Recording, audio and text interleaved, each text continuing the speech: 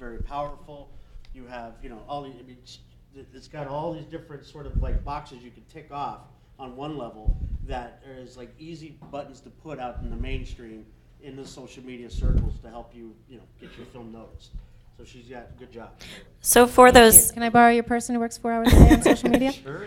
Thanks. so for those issue-oriented films and documentaries, let's talk a little bit about semi-theatrical special event screenings. How helpful have they been to you? Do you guys advocate that, or even just crowdsourced theatrical options?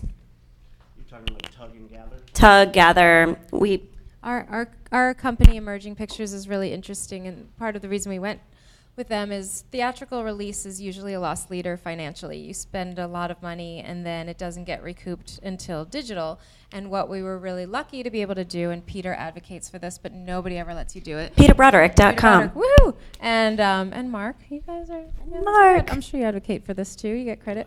To separate the theatrical and digital rights, because if theatrical costs a lot of money and you don't recoup it to digital, then you are waiting even longer to see your money. And so we were able to actually get 2 separate distributors for those things, which was amazing because most people don't want to just do theatrical, but Emerging will do it. And they're really an interesting company. They were started by Ira Deutschman, and they keep their costs really low because instead of making prints, they actually beam your movie to different theaters, and basically it's like streaming it over the internet, I guess. And so that's very low cost. And they it's use alternative theaters, like media spaces, like museums and things like that, or is it no, becoming more traditional? it's both. It's we were just at the Crest in Westwood. There's a chain called the Screening Room, and they will go into like AMC and other bigger theaters. It's just sort of, they basically use this site called Wanna Watch It, and you guys should go check it out. Wanna Watch It, a light beneath their feet. There's a lot of dashes and stuff in there. Just Google a light beneath their feet, Wanna Watch It. And please put in your zip code and request screenings.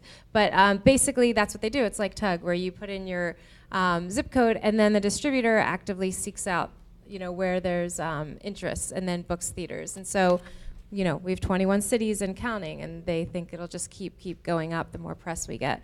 So that's a great way to do it, and they know they'll make their money back because they're going places where there's an interest, and they're just very smart about their spend. So it's a great model. Upload fee and all that what's the cost to get it onto the satellite system? Cost to us or cost to them? To the filmmaker, zero. We pay zero, and the split is really nice, and their expenses are really capped. So they're so far amazing company. Very very happy. The future. What's that? Are they 1 week runs or days? It depends.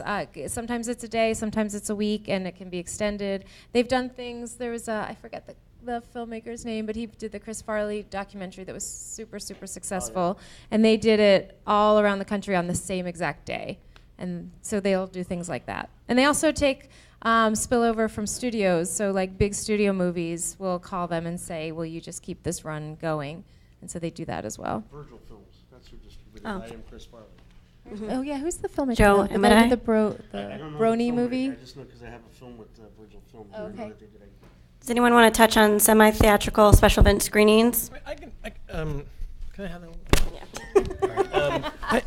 I've done a little bit of this. Like I had a film called Pig, which was an indie sci-fi film, and we did a few of these where we had like a panel discussion because I can't tell you what it was about because that's the whole mystery of the film. But anyway, we had this which was one reason why these were hard screenings to do. We had these panel discussions with experts in this like science that we were kind of talking about in our film, and we did a few of those. And like for Driver X, because I've talked to Peter about this, about like doing some kind, or at least having a plan of it. We may never do it, but thinking about it, doing these kind of like semi-theatrical event type of screenings around the Uber driving or ride sharing, and Peter's note was make those screenings have utility for the drivers, so it's not just we're screening the film and we think we think these people will relate to the film, which we'll find out from our test screenings, if in fact that's the case. But we'll have we might have a panel of experts. We might have vendors who have things that they sell to those kinds of people. We'll have it'll be a networking opportunity because a lot of these people do it in by themselves. They're not. And if they're not following the Uber guy or the rideshare guy, they don't, or on one of these Facebook groups, they're not connecting with other Uber drivers. So this will be an opportunity, a kind of a fun opportunity to kind of connect with other people and trade information. And so this isn't something we've done yet, but it's definitely something that I'm thinking about. And I've already had a couple of Uber drivers on these Facebook groups who went to our Kickstarter page go, when you come to Phoenix, we can get people in Phoenix. And I'm like, yes, this is like exactly what we were hoping to get. And it's still early days, but that's something that, I mean, part of me would do it anyway. Like, even if it's not necessary to do it, because I think it would be a lot of